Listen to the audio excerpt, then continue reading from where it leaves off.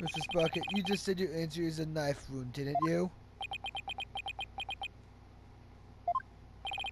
But the weapon you were stabbed with was this candelabra. In fact, I know you're quite aware of. Very well. This is what I heard directly from Master Son himself. As you summarized, Master Son was stabbed by Gloomsbury on the day of the murder. It happened after the first flooding reception. The happy couple was in the reception hall when suddenly Gloomsbury appeared.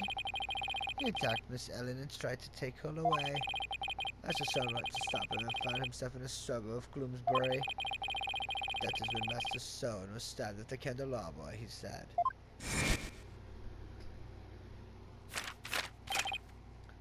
Objection! It must have been a simple memory slip that made him misspeak. It happens to everyone. It has nothing to do with the case.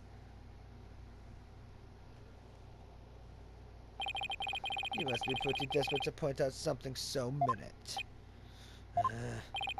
I have to agree, Mr. White. You hardly need to make such a big deal over such a small mistake. But I contend that it's an important inconsistency. Besides, I couldn't find anything else. This is my only thing I have to go after. And I say it's not important. Now let's not waste any more time on this matter. I agree. Everybody has a little memory lapse every now and then. Hold it! But, Your Honor, please let me explain. But can you really explain to this court what makes this slip so important? Yes, I can, Your Honor. After all, it was Son himself who told Pierce that he had been stabbed by a candelabra. This is more important than a simple memory slip. There has to be some kind of reason for it. Well, Mr. White, please explain why the witness's slip of the tongue is so important. The point to focus on here is why the witness would mistake the weapon used to stab him. And careful with Phoenix, this could very well change the course of the trial. I see. So why did the witness make this mistake, Mr. White? Mr. Sprocket identified the wrong weapon used against him because...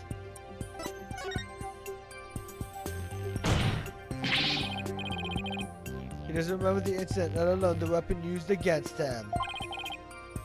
Not only that, I believe Mr. Sprocket had some sort of memory disorder. Therefore, the defense contends that Mr. Sprocket's testimony thus far is invalid. Objection! Just because you can't find a flaw in his testimony, you want to throw it all out? You base this claim as nothing but pure stand of the witness's character. Mr. Edsup is correct, Mr. White. Can you explain your grounds for making this claim? Of course, Your Honor.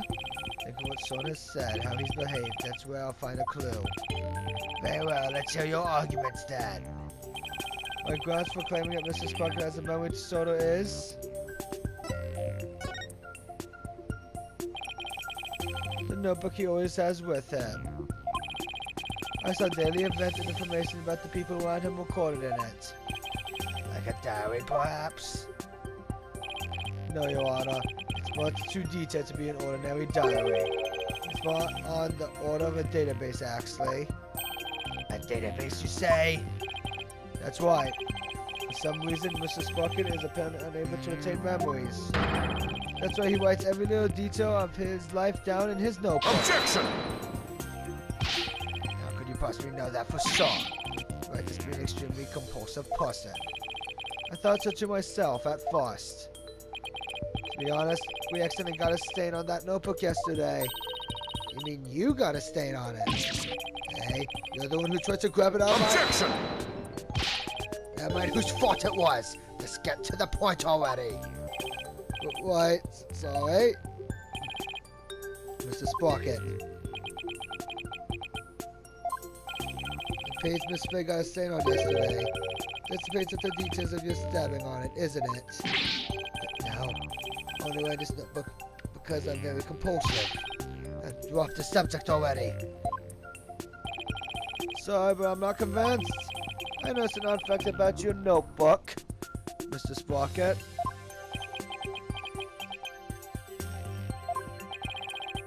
On the other pages, you used it to write down events and ideas.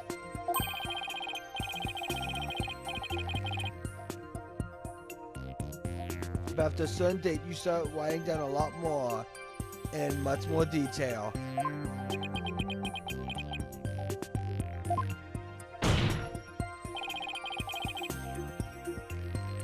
I believe your memory disorder stems from what happened on that date. Suffering so much from that cause a memory disorder, Mr. White. You don't know what you're talking about. Sorry, but I do know what I'm talking about, and this is the proof. This is the thing that caused Mr. Sprocket's memory disorder. Take that! You were involved in this car accident too, weren't you, Mr. Sprocket?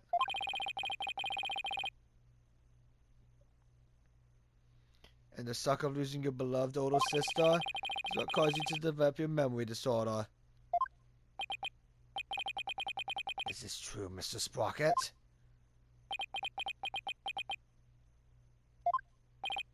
Well, is it?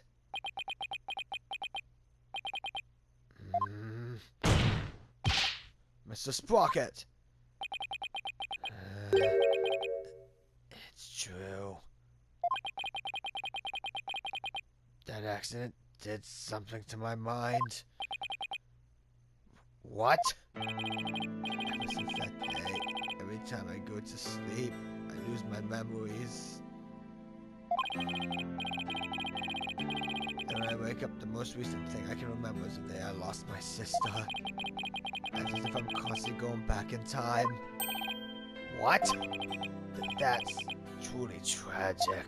An inconsolable time traveler who goes back in time whenever he goes to sleep. Besides, time travelers do exist, you know.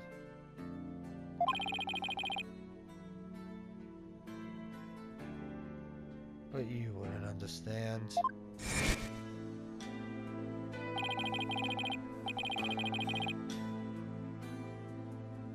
So that's what Son meant. He was talking about himself.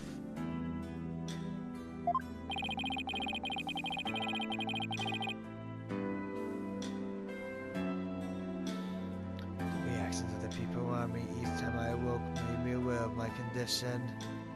That's why I decided to write everything down in my notebook, so I can move forward. So the only memories you have since that day are the ones written in your notebook.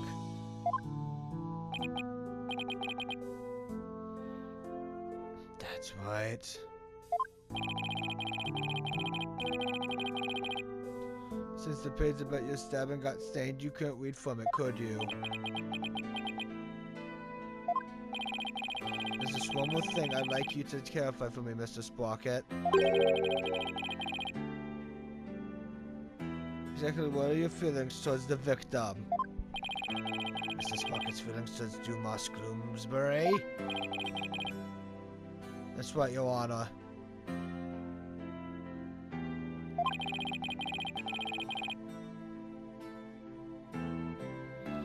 The witness said that every time he wakes up from his sleep,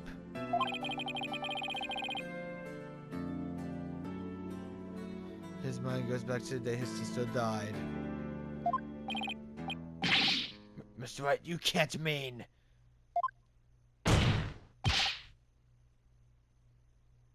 Mr. Sprocket!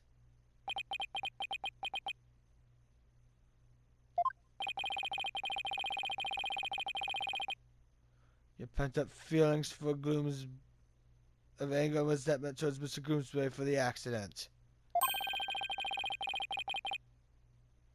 were renewed each and every time you woke, were they not?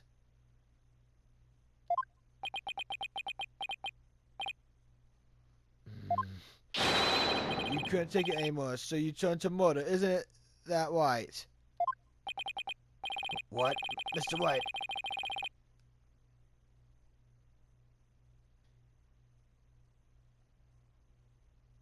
Are you saying that the witness murdered Mr. Gloomsbury? For revenge? Well, Mr. Sprocket?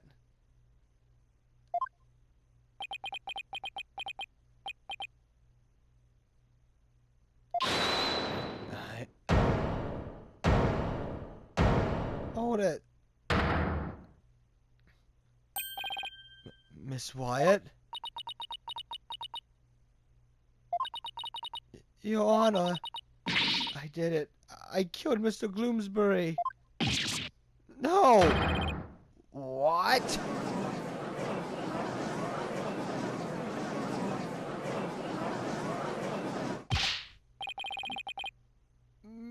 Miss Wyatt, what are you trying to do?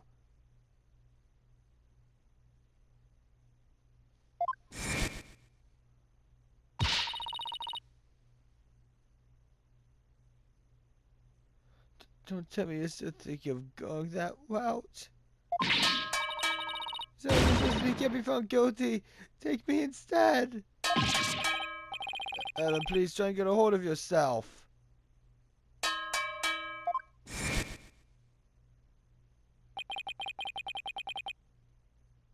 I guess you really meant it.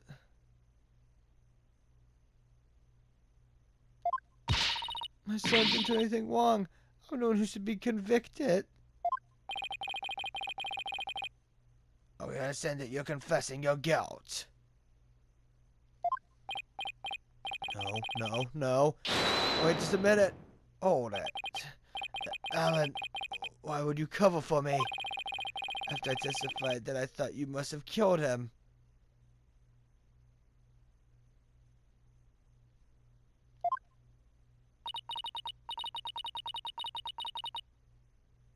Oh man, I couldn't believe my ears at first. But all I want is for you to be happy. Your happiness is my happiness, son. Without my notebook, how do you forget those feelings of yours by tomorrow? Knowing that you still feel this way?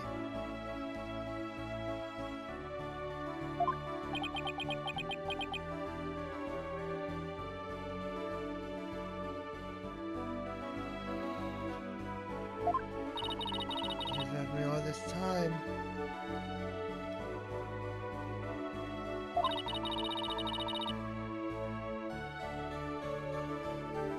The same way you did before the accident.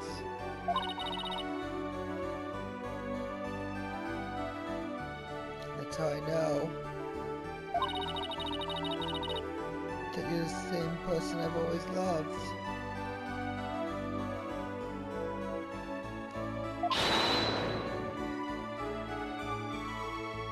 No sort can change that.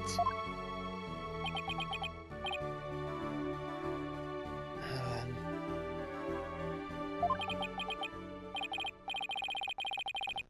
Your Honor, there are two things I'd like to correct. Two corrections? What are they? First of all, I want to withdraw one of my statements.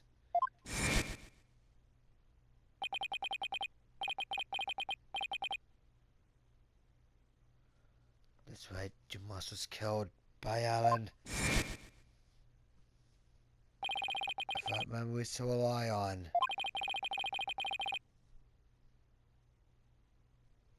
I took the police completely at their word. You can't be serious! So that means... Saul never really doubted Alan in the first place, did he, Nick? Alan really does love Son with all her heart. In order to save her, I still have to go after Son. I hope you can forgive me, Alan.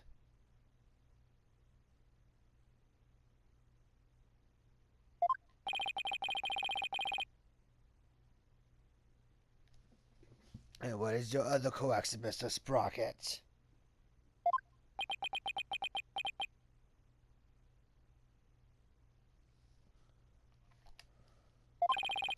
The truth is, I never felt anger or resentment towards Dumas about my sister. What? Why not? That's because the one who caused the car accident was me. What?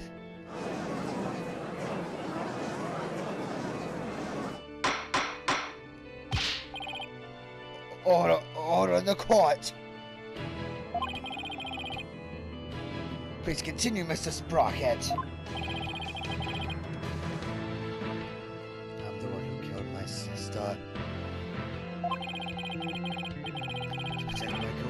future my father made, you must take the blame. In exchange for money in the position of lead servant.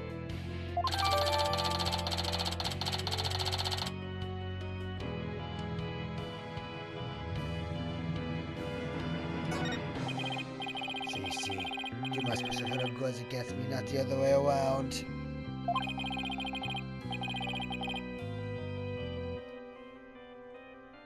And he must have attacked Ellen to get his revenge on me. Are you sure about all of this, Mr. Sprocket? Okay, sure. It's all been written down in detail in my notebook. That notebook is important evidence supplying background to this case. I must insist you submit it as evidence.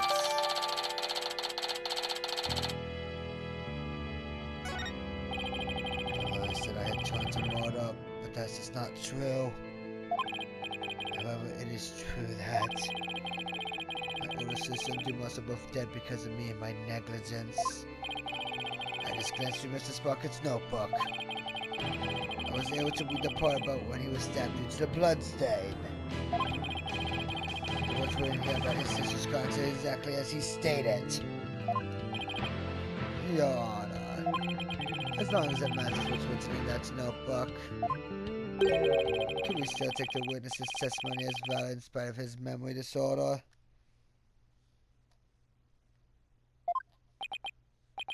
Yes, I believe we can. I understand now that the witness's memory is in disarray.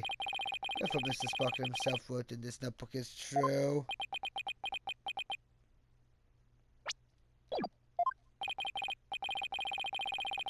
Then that means by the time Mr. Sprocket's party reached the scene,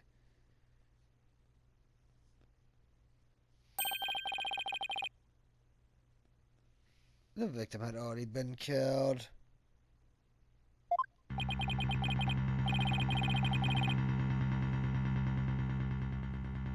That's right, I'm still in the same bind as before. So would you simply accept the contents of the notebook as a substitute for someone's memory? Well, Mr. White, what do you think? Will you accept Mr. Sprocket's notebook as an official representation of his memories? Will I accept Mr. Sprocket's notebook as an official representation of his memories?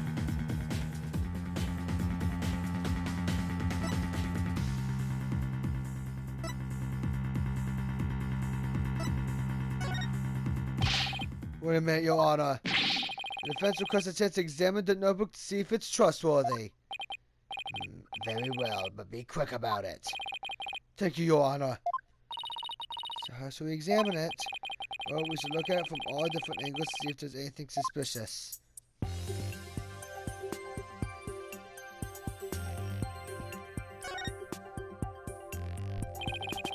There's no point if I don't look at what's inside. I have to open it.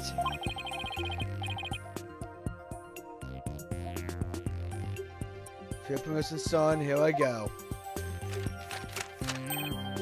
Yikes. Oh, it's just the page where I got all stained. I guess it's not going to be very helpful at this moment. I'll keep going. This is the last page where there's writing. Something about this page doesn't sit right with me. I better take a closer look.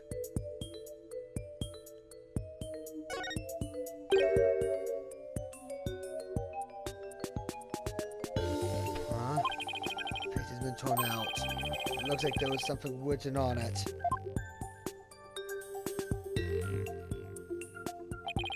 It looks like a page has been torn out here. Mr. Sprocket, do you know what was written on it? Oh, that. I have to tear out a page when I write somebody a note. I probably wrote something down for somebody, tore it out and gave it to them.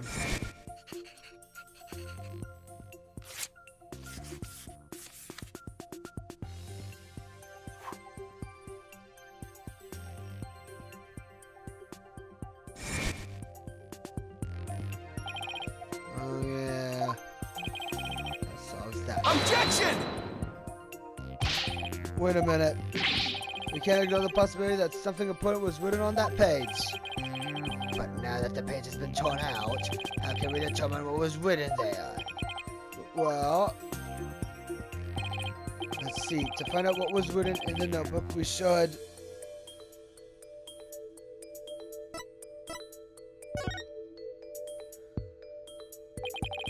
If we use the fingerprint powder on the notebook, we might be able to see what was written. Fingerprint powder? How would that help us find out what was written there? Well, if the writing left indentations on the blank page behind it, fingerprint powder could make those small indentations visible to the naked eye. Oh, stop. Fingerprint powder would only sully the notebook further. Mr. White, if you use the powder and still don't find anything, then you must accept the notebook as a representation of the witness's memories. Alright, Your Honor, I understand. If I don't find anything, it's all over anyway. Powder, don't fail me now. I will now use fingerprint powder on the blank page to find out if we can see what was written on the torn out page. First, I'll press the fingerprint powder to these pages. When I just on the powder, I'll blow it off. To blow the excess powder away. Something should happen. I can analyze it.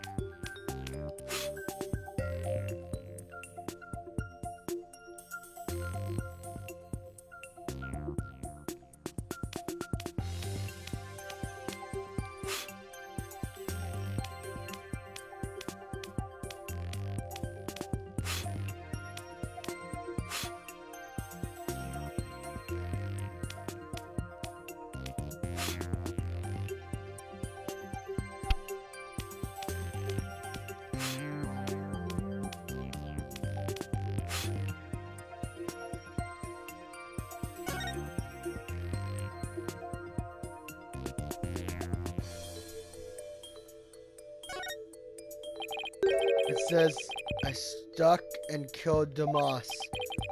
This is huge.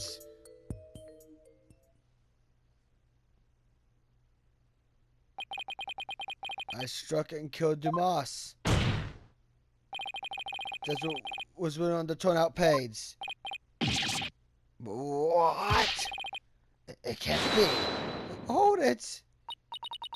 I don't believe it. There has to be some kind of mistake.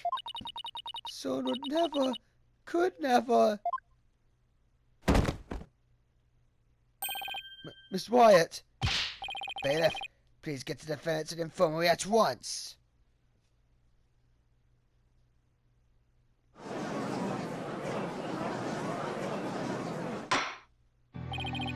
Apparently the defendant got too worked up. She's resting in the infirmary as we speak. Now then, please continue, Mr. White. Yes, Your Honor. This notebook is all Mr. Sprocket has to remember things by. If this critical page torn out, I think Mr. Sprocket himself knew the truth of what he'd done.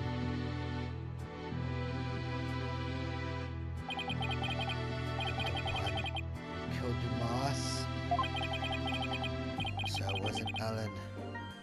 Oh, thank goodness. Mr. Sprocket, does this mean you were at the crime scene during the murder after all? Yes, I must have been.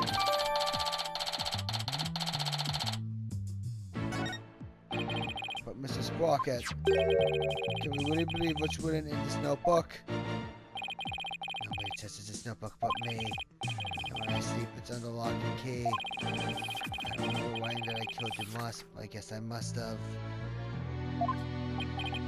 Well, now that we have a confession, I'm afraid I must render my verdict. Arthur. Yes, Your Honor. Please give your ruling now.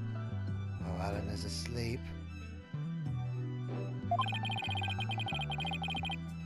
And what do I learn to be said? set free as soon as possible. Sean really does love Ellen after all, doesn't he? Yeah.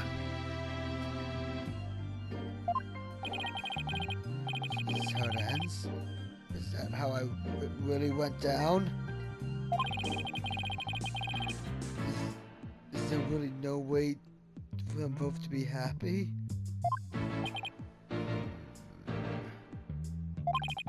I know we should consider anything written in the notebook to be the truth, but still. There's a foot of the crime in my notebook. No further proof is necessary.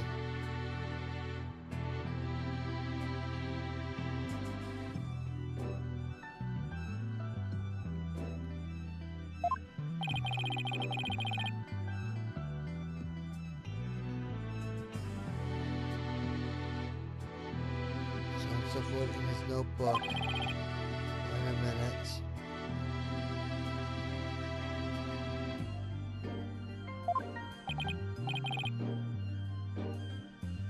Very well. I'll now give my verdict.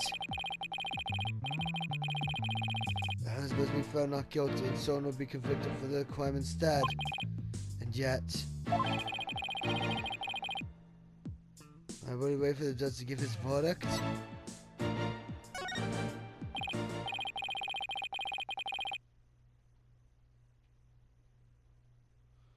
No, not when there's still one more avenue left to explore.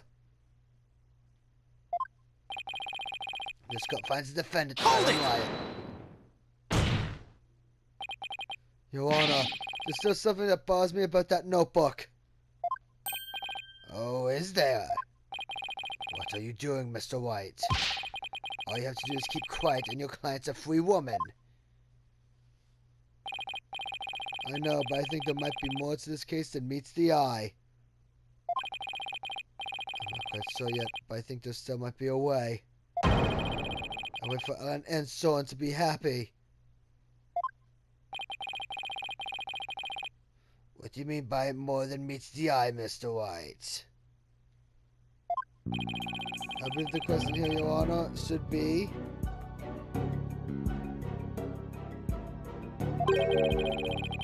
Where was the incriminating page turned out in the first place? Why, it's to destroy the evidence, I would imagine. Removing it from the notebook is the same as removing it from Mr. Sprocket's memory. Which means he wouldn't have been able to trick the police if he came under suspicion. Now, if he wanted to cover up his crime, he would have to remember that he had done it. So what are you getting out of this line of inquiry, Mr. Wright? Yes, please explain it so that we can all understand. Yes, Your Honor? The page was turned out of the notebook because... the incriminating page was turned out by someone else. What?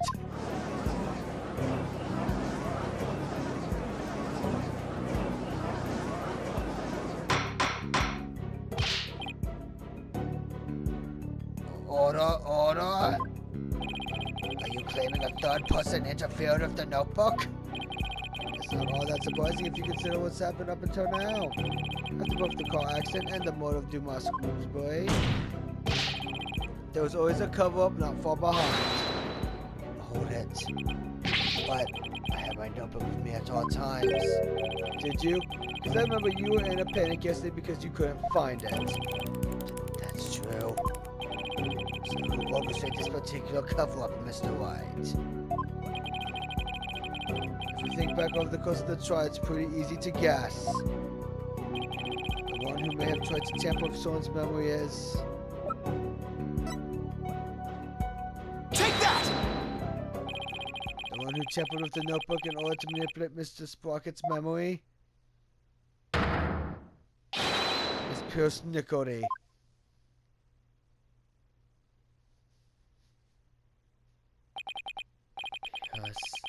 Pierce tried to tamper with my memories?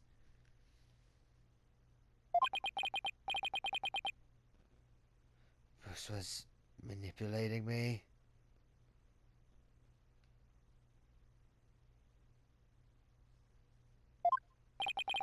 Case in point, the two receptionists that were hired to cover up the murder. It's Mr. Nicody who directed the guests and orchestrated the entire scheme. No, it can't be. Most of my memories are mine and must have been rewritten. When did he start rewriting my memories?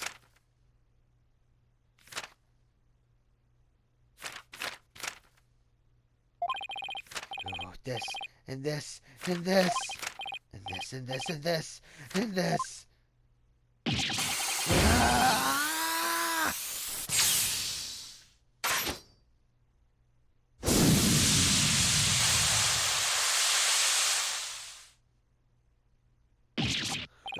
He literally took off.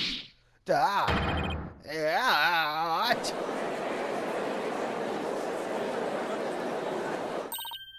Look, Nick, he's coming back down.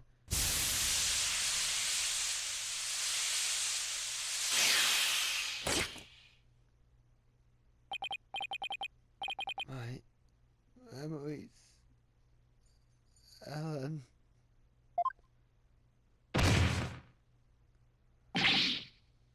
Mr. Sprocket! Bailiff, please get Mr. Sprocket to the infirmary on the double.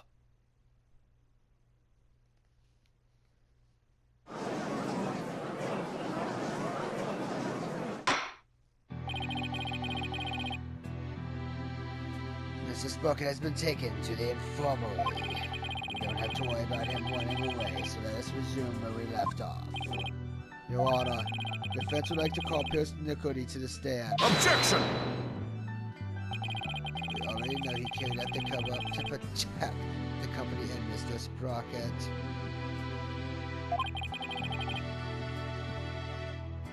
What more do you want from him? This time it's different.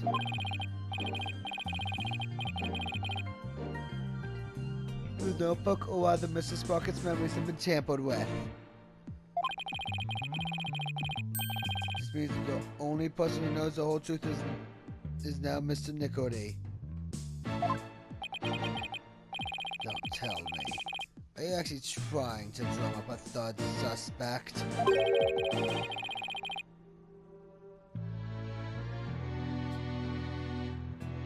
To exonerate the defendant and her groom.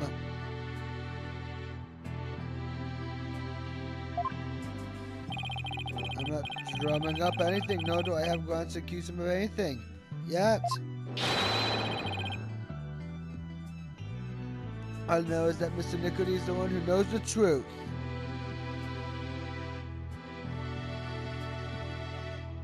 I think he's still hiding something. Something we don't know about yet.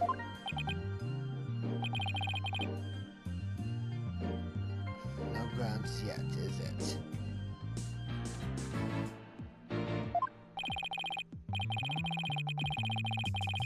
Almost as if there's the prosecution consent to calling the witness to the stand.